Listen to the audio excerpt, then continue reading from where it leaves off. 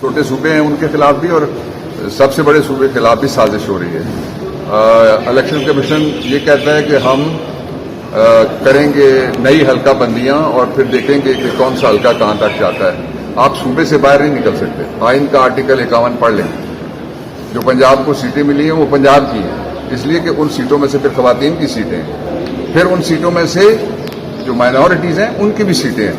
تو اس لیے جو الیکشن کمیشن اس وقت کر رہا ہے اس کو ماورائے آئین کم از کم کہا جا سکتا ہے، اور اگر یہ سارا کچھ ہو گیا تو فیڈریشن کا وجود خطرے میں آ جائے گا۔ اس کی وجہ میں آپ کو بتاتا ہوں۔ اگر آپ نومبر سے کسی طریقے سے آگے الیکشن لے کے جاتے ہیں، 90 دن کے اندر ہونے چاہیے پہلی بات ہے، تو نومبر کے اندر تو یہ سینٹ ٹوٹ جائے گا۔ پھر سینٹ وہ واحد جگہ ہے جہاں پہ ہاؤس آف فیڈریشن میں جو پاکستان کے سارے صوبوں کی نمائندگی وہاں پہ برابر موجود ہے۔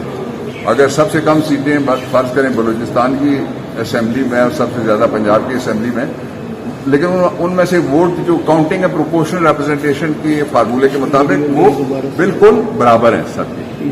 سو فیڈریشن سے نہ کھیلیں اور الیکشن نہ کھیلیں۔ الیکشن کروانا پڑے گا۔ دو باتوں پہ بڑی دیر سے امریکہ کو بھی خیال آیا، وہ بھی بولا ہے۔ ایک یہ کہ ہیومن رائٹس کی وائلیشن ہو رہی ہے عمران خان کی، اور پاکستان میں ہیومن رائٹس کی وائلیشن ہو رہی ہے۔ دوسرا جو بات ہے وہ یہ کہ الیکشن کروائیں۔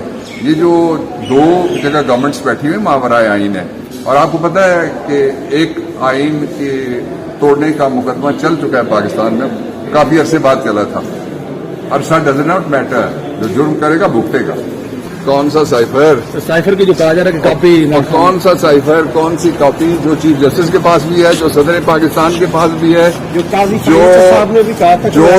جو سائفر اسپیکر نیشنل اسمبلی کے پاس بھی پڑا ہوا ہے، اور وہ سائفر سارے اداروں نے بیٹھ کے دیکھا تھا، ایک دفعہ نہیں 2 دفعہ دیکھا ہوتا۔ خفیہ اس میں کیا ہے؟ اب تو امریکہ والے بول پڑے سائفر ہے، اس لیے یہ سب سیاست ہے، سائفر نہیں ہے، سیاست ہے۔